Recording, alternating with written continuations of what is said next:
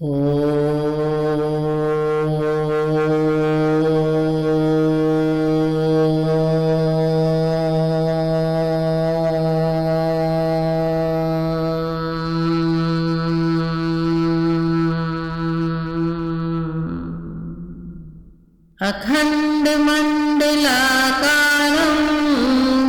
व्याप्तं येन चराचरं तत्पदं दर्शितं येन तस्मै श्री गुरवे नमः। पिछले भाग में आपने सुना कि राम और लक्ष्मण अपने गुरु के लिए पुष्प लेने के लिए पुष्प वाटिका में जाते हैं और वहाँ पर सीता जी अपनी सखियों के साथ पहुँचती हैं। राम और सीता एक दूसरे को वहाँ पर देखते हैं और एक दूसरे की तरफ आकर्षित हो जाते हैं। उसके बाद राम और लक्ष्मण पुष्प चुनकर अपने गुरु के पास वापस लौट जाते हैं और सीता जी गिरजा पूजन के लिए चली जाती हैं। अब आगे शतानंद जी ने दिया आकर यह संदेश, सिया स्वयंवर के लिए बुला रहे मिथिलेश। समाचार सुनकर उठे लखन और रघुनाथ, धनुष महोत्सव देखने चले गुरु के साथ।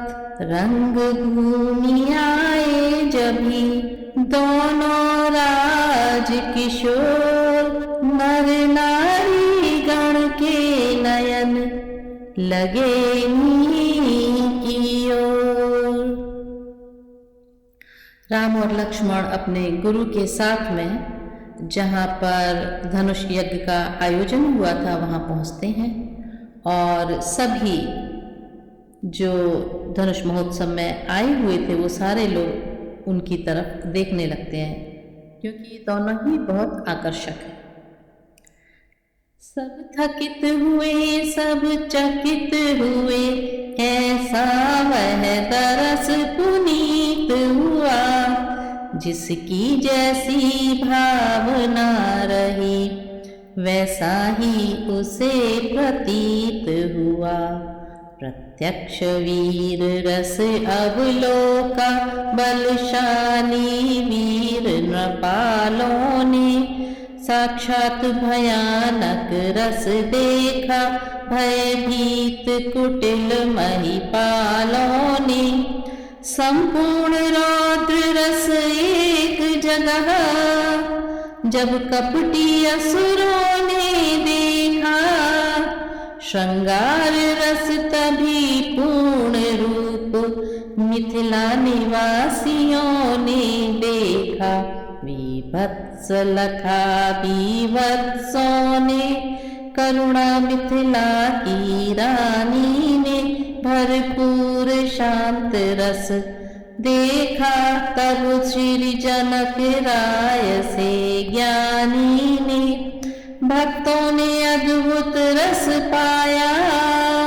श्री राम रूप मानस देखा, सखियों ने हास्य निहारा तो कवियों ने भी नवरस देखा।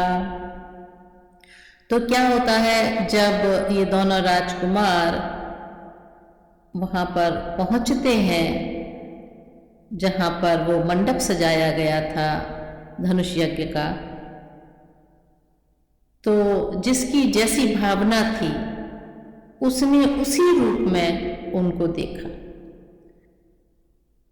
वहाँ पर जो बलशाली राजा लोग आए हुए थे उन्होंने इन दोनों का बहुत ही प्रभावशाली रूप देखा, बहुत वीरता भरा स्वरूप देखा इनका।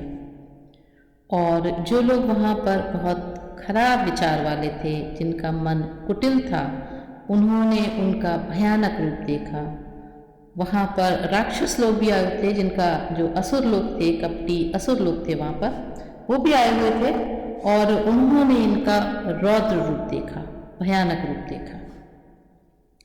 वहाँ पर जो मिथिला के निवासी थे, मतलब जो जनकपुर के जो निवासी थे, उन्होंने उनका बहुत सुंदर रूप देखा, क्योंकि उनका मन बहुत सुंदर था।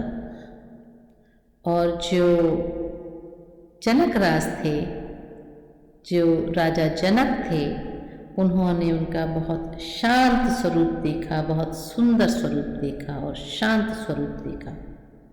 तो जिसकी जैसी भावनाएं थीं, उन्होंने वैसा ही रूप श्री राम और लक्ष्मण का देखा। पहुँचे मंडप में जभी कौशल राज किशोर, चाव भरी चितवनों से देखा चारों।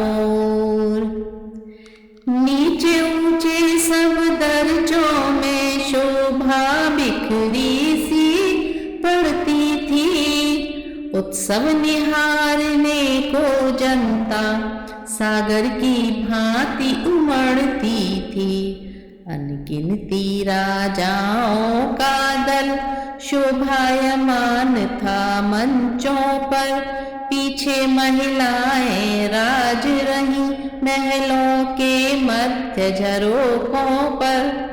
नीचे मंत्रियों सहित नृप थे, ऊपर मुनियों का आसन था। उससे ही सटा हुआ सुंदर मणिचर्चित एक सिंहासन था। लालों के चपल लोचनों ने कर ली देखा भाली पल में। फिर महादेव के धनवा पर सरसरी दृष्टि डाली पल में। लक्ष्मण के लाल लाल लोचन वीरों को जब विलोकते थे, राघव के तब गंभीर नयन सीता के लिए खोजते थे। तो दोनों ने, राम और लक्ष्मण ने सब तरफ देखा। वहाँ पर क्या क्या है, बहुत सुंदर सजाया हुआ था वहाँ पर, और एक मणि जटित सिंहासन भी था वहाँ पर।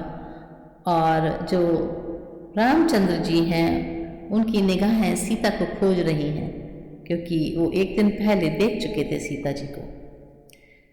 पहुँचे विश्वामित्र जब राम लखन के साथ, स्वागत को आगे बढ़े मिथिला के नरनाथ। आगे थे गुरुवर गाद सुवन, पीछे समूह था मुनियों का। मध्यस्थल में था दिव्य दर्श उन श्याम गौर सुकुमारों का। दोनों रघुवंशी राजकुंवर जिन जिन पर दृष्टि डालते थे, वे सभी प्रभावित होकर इनकी ही ओर निखरते थे। मानो दो नटवर जादूगर मोहिनी डाल में आए हैं, या बलशाली महिपालों का कसबल निकालने आए हैं। सब देखभाल कर मुनि बोले, रंगशाला खूब सजाई है। उत्तर में कहने लगे जनक, प्रभु ही की यह प्रभुताई है। दिखलाया पाहुनों को मंडप भली प्रकार, बिठलाया मणि मंच पर नृप ने कर सत्कार। दुंदुभियों के स्वर गूंज उठे, उत्सव प्रारंभ महान हुआ। रनिवासों में भी हर्षपूर्ण मांगलिक मनोहर गान हुआ। राजा ने सुंदर समय देख बुलवाया राजकुमारी को। सब सखी सहेली हिल मिल कर ले आई सीता प्यारी को। तो राजा जनक राम लक्ष्मण और जो इनके गुरु हैं उनको सम्मान के साथ आसन पर बिठाते हैं और जो कार्यक्रम है उसकी शुरुआत होती है ढोल नगाड़ों के साथ में। और फिर सही समय देख करके राजा उनकी राजकुमारी की जो सखियां हैं उससे बोलते हैं सीता को लाने के लिए।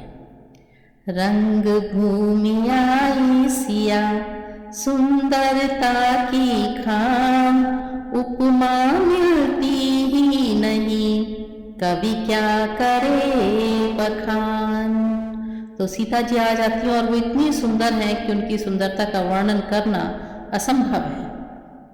आधुनिक नारियों पर कहकर झूठी कर दी सब उपमाएं, अब श्री सीता जगदम्बा को किसके समान हम बतलाएं।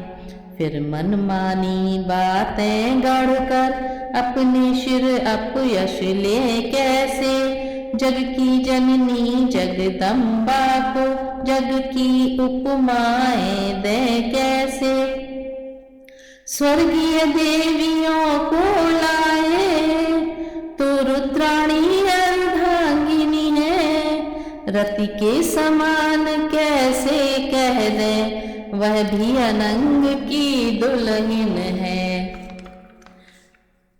वाचाल कहाती सरस्वती इंद्राणी नाथ कलंकी है, लक्ष्मी की उपमा दे कैसे वह विष मदिरा की भगिनी है। इसलिए लोक परलोकों में श्री सीता जी लासानी है। अवतार महान शक्ति का है, नूरानी ही नूरानी है। कोई अच्छा या बुरा कहे इसकी कुछ हमें न चिंता है, हमको तो अपनी माता का नक्शिख लिखने में लज्जा है। कहते हैं कि वो इतनी खूबसूरत है, इतनी सुंदर है कि उनकी तुलना किसी से भी नहीं करी जा सकती, किसी देवी देवता से भी नहीं करी जा सकती, वो इतनी सुंदर है।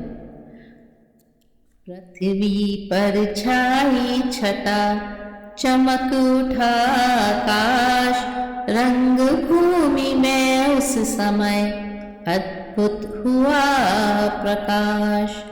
कोमल कमलों से हाथों में सुंदर जयमाला लिए हुए, चलती थी सीता मंद मंद, चितवन नीचे कुछ किए हुए। पहले तो एक दृष्टि डाली मझले निचले सब दर्जों पर, फिर दौड़ी वे प्यासी आंखें मुनियों के ऊंचे मंचों पर। उस समय पास में गुरुवर के अपना प्यारा रघुवर देखा, थक गई था मिल सकी नहीं, ऐसा अथाह सागर देखा। फिर छुपी छुपी नजरों से ही उस छवि को लगातार देखा, लज्जा श्रद्धा की आंखों से शर्मा कर बार बार देखा। गहरी गंभीर दृष्टि डाली फिर उन आजान भुजाओं पर, शिव धनुष देखती हुई गई श्री जनक राज के मंचों पर। तो सीता जी वहां पर पहुंच जाती हैं हाथ में जयमाल लेकर के, और वो सब जगह देखती हैं, राम को खोज रही हैं, ऊपर नीचे सब जगह देख लेती हैं, कहीं वो दिखते नहीं हैं। फिर उनकी निगाह ऊपर जाती है जहाँ पर ऋषि मुनि बैठे हुए हैं, और वहाँ पर उनको रामचंद्र जी दिख जाते हैं और वो बड़ी प्रसन्न हो जाती हैं और देखती हैं कि वो कितने सुंदर हैं। फिर वो उनकी भुजाओं को देखती हैं और फिर धनुष को देखती हैं, और बेसिकली वो ये सोच रही हैं, कंपेयर कर रही हैं कि क्या ये भुजाएं धनुष को तोड़ पाएंगी। वो इस तरह से सब सोच रही हैं। बंदी जन आए तभी नृप आज्ञानुसार, मध्य भाग में खड़े हो कहा पुकार पुकार। वीर जनों योद्धा गणों सुनिए देकर ध्यान, कहते हैं हम सभा में नृप का ध्येय महान। अब घोषणा हो रही है कि ये महामहोत्सव किस लिए हो रहा है, उसके बारे में बता रहे हैं। यह महामहोत्सव समारोह राजा के प्रण का परिचय है। अवसर है आज परीक्षा का, परिणाम प्रणयनी परिणय है। जो धनुष दक्ष मख में शिव ने सुरगण के लिए उठाया था, निमिनंदन देवराज जी ने जो धनुष धरोहर पाया था। 10 शीस सहस्र बाहु तक ने तिल भर नज से सरकाया है। सीता ने खेल खेल ही में जिसको एक दिवस उठाया है, उस पर ही शर्त लगा रघुवर बैठे हैं आए परीक्षा में। पृथ्वी वीरों से शून्य नहीं, प्रण ठाना इसी प्रतीक्षा में। राजा की सब सौगंध शपथ धनवा द्वारा पूर्ण होगी। जो वीर धनुष यह तोड़ेगा, सीता उसको अर्पण होगी। तो उत्सव में बता रहे हैं कि राजा ने ये प्रण लिया है कि जो इस धनुष को तोड़ेगा उसी के साथ वो सीता जी का विवाह करेंगे। और ये भी बता रहे हैं कि एक बार सीता जी ने खेल खेल में उस धनुष को एक बार उठा करके दूसरी तरफ रख दिया, जबकि वो बहुत ही भारी है, बहुत ही विशाल है, वो शिव जी का धनुष है। और उसी समय राजा जनक ने ये प्रतिज्ञा की कि अगर सीता जी उस धनुष को उठा सकती हैं तो वह उसी के साथ सीता जी का विवाह करेंगे जो इतना शक्तिशाली हो, इतना बलशाली हो कि इस धनुष को तोड़ सके। वह देखो है मध्य में शिव का धनुष विशाल, उधर देख लो जानकी खड़ी लिए जयमाल। है समय यही क्षत्रिय वीरों निज छात्र शक्ति दिखलाने का, बल पौरुष का विशाल डंका मिथिला के मध्य बजाने का। है कौन भाग्यशाली ऐसा जिससे सीता का नाता हो, देखे वह कौन वीर है जो मिथिलेश्वर का जामाता हो। सिंहों के सन्मुख जय पाए, ताकत यह कब स्यारों की है। हिल मिल कर जान लड़ा दो सब, जानकी जानदारों की है।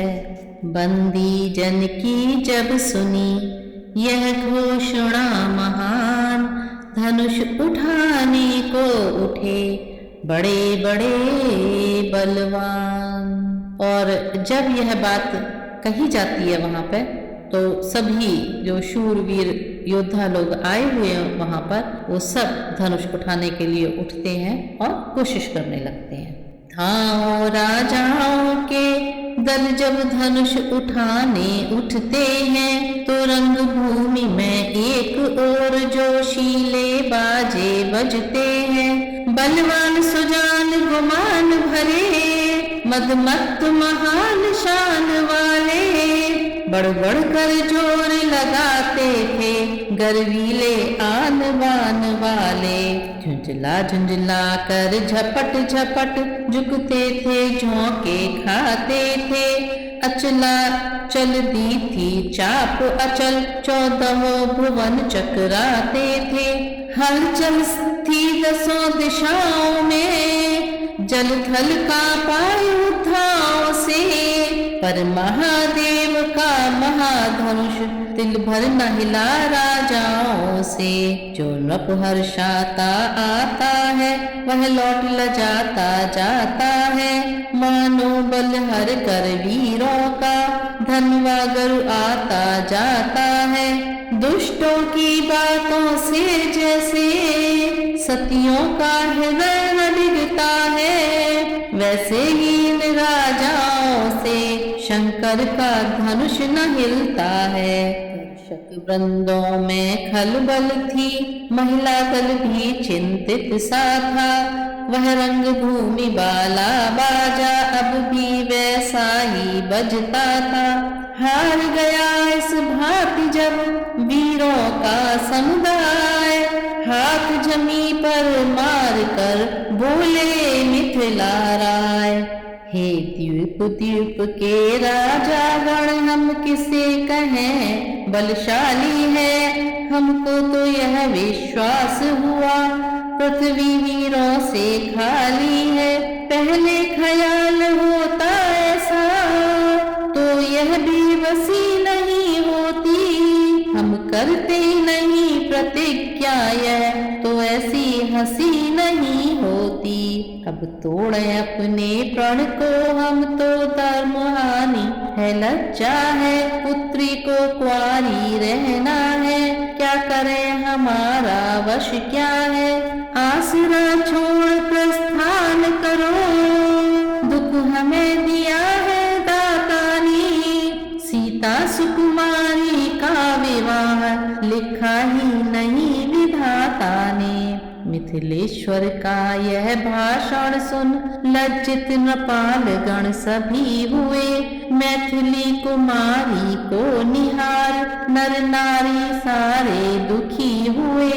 राजा जनक कहते हैं कि लगता है कि ये पूरी पृथ्वी वीरों से खाली हो गई है। अगर हमें पहले मालूम होता कि कोई भी राजा इस धनुष को उठा नहीं पाएगा, इसको हिला तक नहीं पाएगा, तो मैं ऐसी प्रतिज्ञा ही नहीं करता। अब पता नहीं सीता का विवाह होगा भी या नहीं। वो काफी दुखी होते हैं और वहां पर जो राजा लोग आए हुए हैं वो अपने आप को बहुत शर्मिंदा महसूस करते हैं। वीर भूमि पर छा गई करुणा रस की ओस, बाजे में बजने लगा खेद भरा अफसोस। लखन लाल पर उस समय पड़ा विशेष प्रभाव, उस रघुवंशी में जगा अपना वंश स्वभाव। चुटकी में भ्रकुटी कुटिल हुई, लोचन दोनों अंगार हुए। राजा के बाण समान वचन छाती के भीतर पार हुए। ये सब राजा जनक की बातें सुनकर के लक्ष्मण को बहुत क्रोध आता है। उनको लगता है कि इतनी बड़ी बात राजा ने कह दी यहाँ पर, और उनको लगता है कि हम लोग सब बहुत शूरवीर हैं, हम धनुष को तोड़ सकते हैं। राजा ने ऐसी बात क्यों कह दी? लांछन वाली बातें सुनकर सूरजवंशी ऋषिया उठा। अपमान जाति का देख देख वह जाति भक्त अकुला उठा। था उधर बड़ों का भी लिहाज, हृदय स्थल इतना भुला जाता। आखिर मुंह से यह निकल गया, मुझसे तो सुना नहीं जाता। इस भांति बड़ों को सूचित कर गुरु के चरणों में खड़ा हुआ। सारे समाज को तकता था, केसरी क्रोध में भरा हुआ। वह राजकुमार ब्रह्मचारी उस रंग मंच पर मचला है। मानो पहाड़ से लाल लाल यह सूर्य सुबह का निकला है। शीश नवा गुरजनों को बोले लखन पुकार। सुने सभापति सभासद शूरवीर सरदार। सच्चे योद्धा सच्चे क्षत्रि अपमान नहीं सह सकते हैं। जिनको सुनने की ताब नहीं वह चुप कैसे रह सकते हैं। रघुवंशी वीरों के होते ऐसे भी कोई कहता है, जैसा अफसोस भरा भाषण मिथिला के महाराज का है। रघुवीर राम जी के होते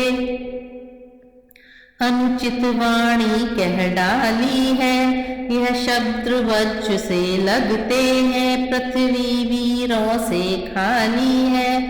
मैं दृढ़ता पूर्वक कहता हूँ, है बलवानों की पृथ्वी है, जिस दिन बलवान नहीं होंगे उस राज न होगी पृथ्वी है। सुने राम रघुवंश मणि रघुनंदन रघुवीर, इस महान अपमान ने मुझको किया धीर। मेरा स्वभाव ही ऐसा है, अपमान न मुझे गवारा है कृपा गुरु के चरणों की, बल और प्रताप तुम्हारा है। अभिमान त्याग कर कहता हूँ, आदेश तुम्हारा पाऊं मैं, तो धनवा की क्या है विसात, सारा ब्रह्मांड उठाऊं मैं। फिर कच्चे घड़े समान उसे दम भर में फोड़ फाड़ डालूं, या गाजर मूली की नाई चुटकी में तोड़ ताड़ डालूं। थल को जल जल को थल कर दूं, लाऊं तार कर तारों को, सुरमे की तरह पीस डालूं, पृथ्वी को और पहाड़ों को। सुरमा कहते हैं काजल। बोल रहे इतने नाराज है, इतने गुस्से में है कि महाराज जनक ने इतनी बड़ी बातें रघुवंशी राजाओं के बारे में बोल दी हैं, इतना अपमान कर दिया ये कहकर कि पृथ्वी वीरों से खाली हो गई है। तो कह रहे हैं कि अगर हमें गुरु आज्ञा दे दे, या आप राम की तरफ होगा कि बोल रहे कि या आप हमें आदेश दे दें, तो मैं ये धनुष क्या है, मैं पूरे ब्रह्मांड को उठा लाऊं और उसे एक कच्चे घड़े की तरह से तोड़ ताड़ के फेंक दूं। अगर आज्ञा हो मुझे तो मैं ये पूरी पृथ्वी को ऊपर नीचे कर दूं, मैं तारों को जमीन पर लेकर के आ जाऊं और पूरी पृथ्वी और पहाड़ों को पीस करके उसका काजल बना दूं। थल को जल जल को थल कर दूं, लाऊं तार कर तारों को, सुरमे की तरह पीस डालूं, पृथ्वी को और पहाड़ों को। फिर धनुष पुराना घिसा पिटा, तिनके सा किस गिनती में है, सैकड़ों कोस तक ले दौड़ूं, इतना तो बल उंगली में है। लखन लाल बोले जभी वचन सकोप कराल, पृथ्वी थर भर हो गई, दहल उठे दिक्पाल। छा गया सभा में सन्नाटा, सारा नभ मंडल कांप उठा, छक्के छूटे बलवानों के, राजाओं का दल कांप उठा। सीता जी को आनंद हुआ, मिथिलापति पूरे लज्जित थे, श्री राघवेंद्र मुनियों समेत मन ही मन हर्षित प्रमुदित थे।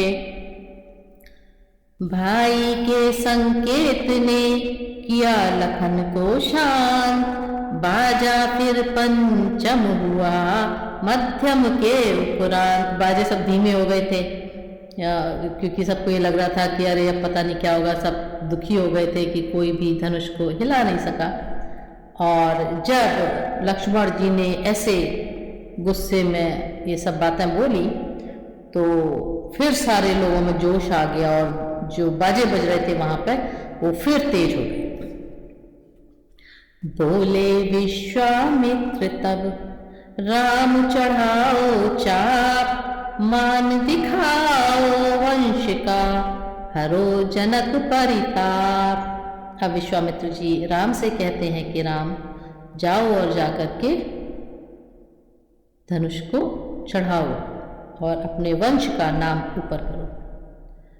गुरु आज्ञा पालन को राघव, कैसे रखें मर्याद नहीं। उठ बैठे सरल स्वभाव तभी, मन में कुछ हर्ष विषाद नहीं। वह रंग भूमि सुंदर सर है, रघुवीर कमल से खिलते हैं। भक्तों के लोचन भौरे हैं, रस पी बौरे बनते हैं। उठकर मुनियों से आज्ञा ली, फिर गुरुवर को शिव नवा चले। धीरे धीरे अति मंद मंद, आनंद कंद मुस्करा चले। देख देख कर राम को चकित हुआ रनिवास। रानी जी कहने लगी होकर जरा उदास। ये सभी नृपति को कोई भी इस समय नहीं समझाता है। यह बालक इस हट योग्य कहा, जो धनुष उठाने जाता है। रावण बाणासुर से योद्धा हारे जब धनुष उठाने में। फिर नष्ट समय क्यों करते हैं बच्चों को खेल खिलाने में। अब तक बदनामी हुई बहुत, अब फिर क्यों हंसी कराते हैं। योद्धा तो मत्थे रगड़ चुके, अब बच्चे धनुष उठाते हैं। इससे तो यही अच्छा है, उत्सव समाप्त सब कर डाले। रण अपना छोड़ योग्य वर से, वैदेही की भावर डालें। चिंतित थी इस भांति जब सीता जी की मात। चतुर सखी कहने लगी सुनिए मेरी बात। यह बालक बड़े बांकुरे हैं, फिर चढ़ा हुआ साहस भी है। मत देखो बाल्यावस्था को, बल तो कुछ चीज और ही है। छोटा सा अंकुश हाथी को वश में अपने कर लेता है।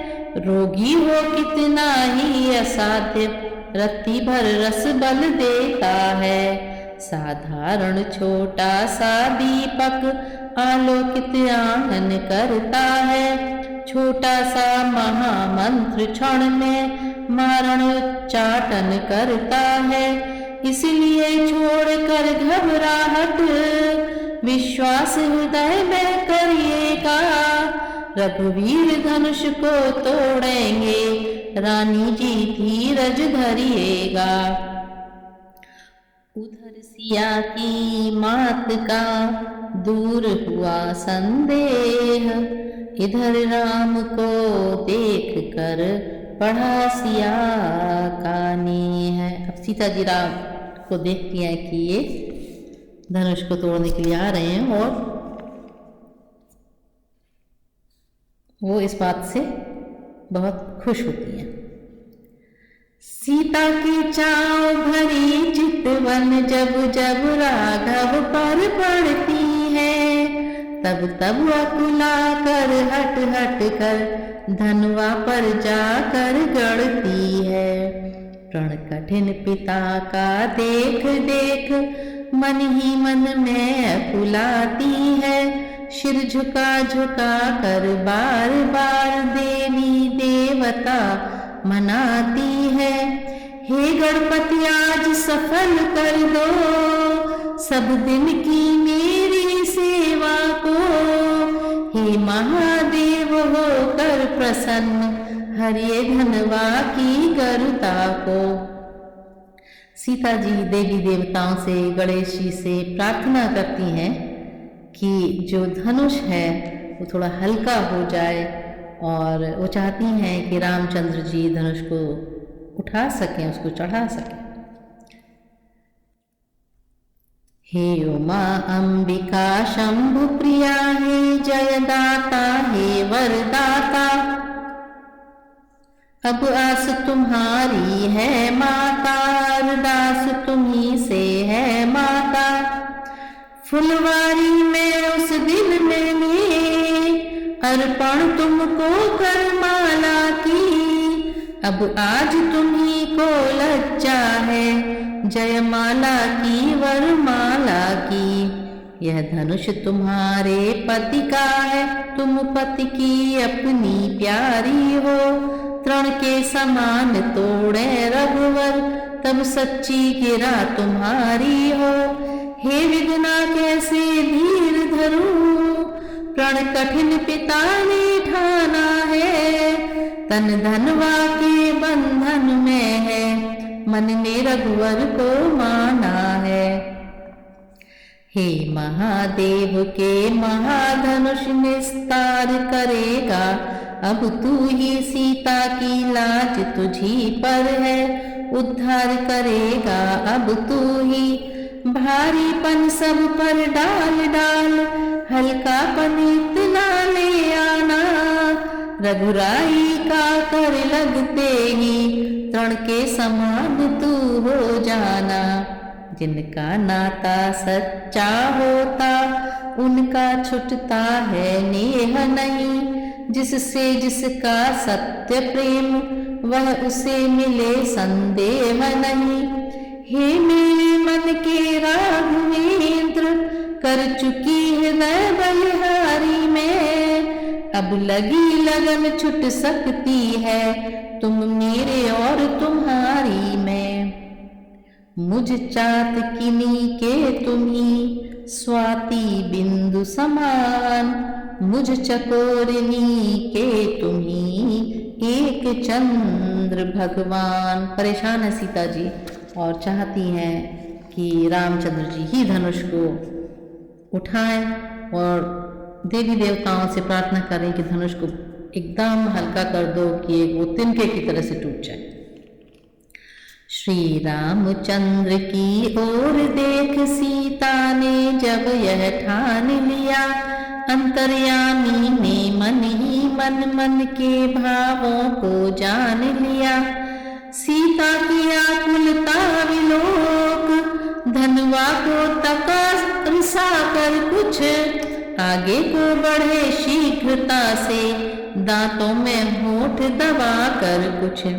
उठे समय को समझ कर लखन शेष अवतार, दाव चरण से भूमि को बोले भुजा पसार।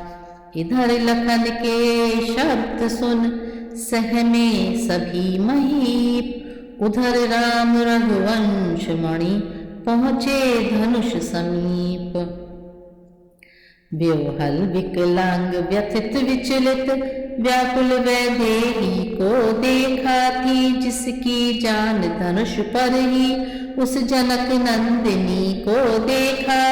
दो मुट्ठी अन्न बगैर मिले, तो षडरस भोजन मिट्ठी है। दो घूंट नीर बिन प्राण गए, तो व्यर्थ दार दूधों की है। जब खेत उजड़ कर सूख गया, फिर जल आए क्या होता है। जब समय पड़े पर चूक गए, तो पछताए क्या होता है। यह जान जान की को देखा, फिर रामचंद्र अकुला उठे। अथवा उस प्रबल भावना से, रघुवीर और बल पा उठे।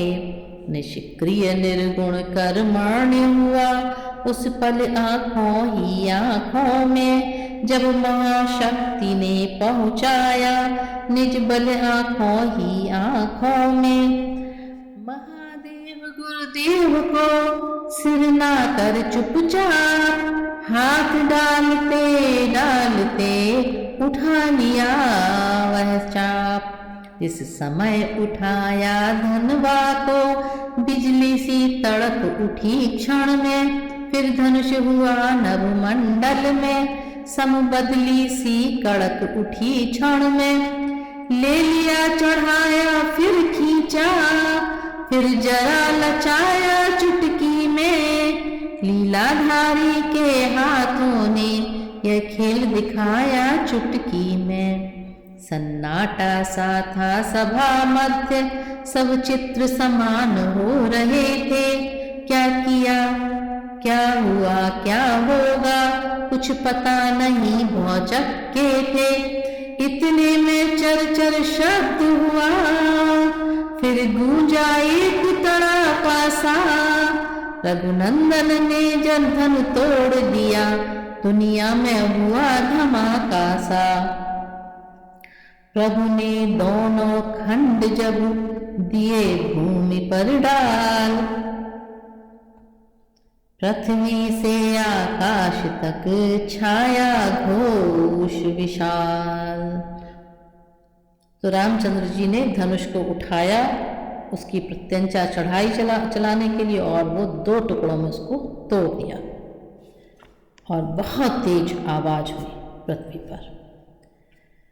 बंसीगढ़ ने भी आगे बढ़ जयकार किया जब जलसे में, तब वह जोशीला बाजा बज उठा खुशी के लहजे में। मिथिलावासी हो गए सुखी, रंकों ने निधि जन लूटी हो। श्रीहत सब नृपति हुए मानो दिन, मध्य द्वीप झब झूठी हो। मिथिलेश्वर को मिल गई शांति, डूबते था जल पाई है। जल पड़ा सूखते धानों पर, रानी ऐसी हुलसाई है। गुरु विश्वामित्र सिंधु से है, जल सदृश प्रीत उमाती है। राकेश राम को देख देख लहरावल बढ़ती जाती है। जिस भांति चकोरों के किशोर शशि और एक टक तकते हैं, त्यों ही लक्ष्मण के युगल नयन राघव के लिए निखरते हैं। लक्ष्मण जी एकदम खुश हो जाते हैं, उनके जो आंखें खिल उठती हैं। सीता को ऐसी शांति मिली जो नहीं बखानी जाती है। माना प्यासी चातकिनी ने वर्षा में पाई स्वाति है। शतानंद मिथिलेश की आज्ञा से तत्काल, राम और सीता चली पहनाने जयमाल। जिस मन में था उत्साह पूर्ण, उसमें लज्जा अब थी फीकी। कोई भी समझ नहीं पाया उस समय जानकी के जी की। सखियों के साथ हाथ में वह विजयी वरमाल सुहाई थी। छवियों के मध्य सिया जी पर इस समय महाछवि छाई थी।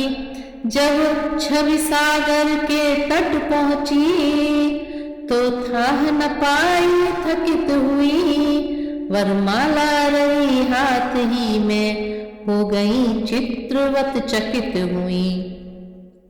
उठते ही नहीं हाथ ऊपर, मन मग्न हुआ तो काज कहाँ। अनुराग सुहाग राग में था, जब लाग गई तो लाज कहाँ।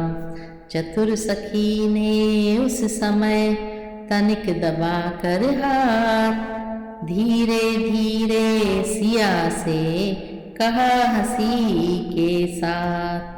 बलिहार बहार निहार चुकी, अब विजय हार पहनाओ ना। पूरा जुहार व्यवहार हुआ, अब गले का हार बनाओ ना। जिस हृदय स्थल पर सभा मध्य यह प्यारी माला धारेंगे, आशा है सदा उस हृदय से तुमको पल भर न विसारेंगे।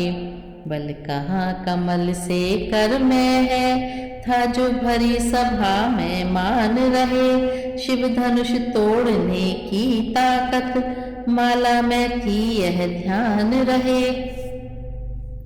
जब तक फूलों में गंध रहे, तब तक जोड़ा यह चल रहे।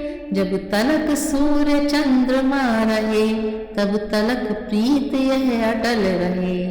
सुन कर यह वाक्य सहेली के, सीता को कुछ सुध बुध आई। धीरे से दोनों हाथ बढ़ा, जयमाल पिया को पहनाई। तो सीता जी ने रामचंद्र जी को जयमाल पहना दी। जयमाला रघुवीर को पहनाने के बाद रंग भूमि में कुछ समय रहा पूर्ण आह्लाद। सीता जी जाने लगी जब महलों की ओर, उसी समय होने लगा एक तरफ कुछ शोर। पापी अभिमानी नृपति तमक उठे तत्काल, जहां तहां रंग भूमि में लगे बजाने गाल। बांधो इन दोनों लड़कों को, मत दया करो सुकुमारों पर। अब तलक धनुष पर निर्णय था, अब निर्णय है तलवारों पर। कट जाओ मरो शान पर, अब खेलो अब अपने प्राणों पर। कर दो लोहू से लाल भूमि ले चलो सिया को वाणों पर।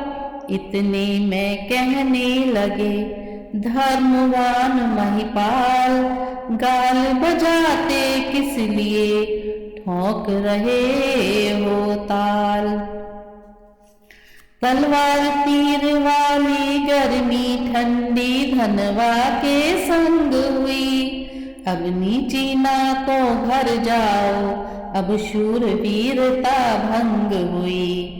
बेकार मार कर शेखी अब बल लाते हो पेशानी में। रखते हो शर्म शान की कुछ डूबो चुल्लू भर पानी में। इस प्रकार बढ़ने लगी राजाओं में बात, नर नारी डरने लगे हो न जाए उत्पात।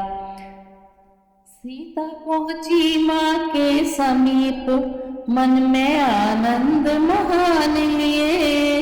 रघुवर गुरुवर की ओर चले, कुछ मीठी सी मुस्कान लिए।